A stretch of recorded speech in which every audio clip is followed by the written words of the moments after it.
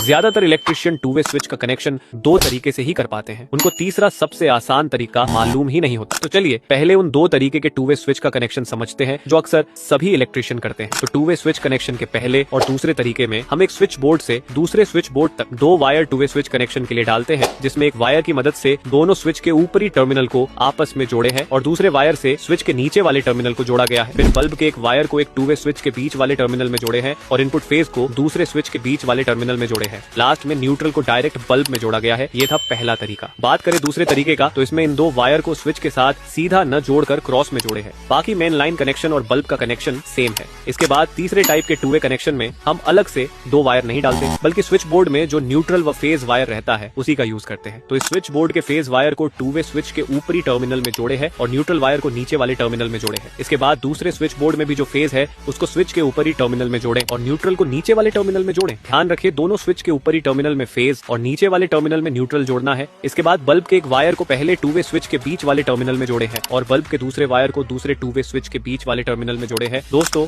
Two way switch connection का ये तरीका सबसे आसान है और वायर भी कम लगता है।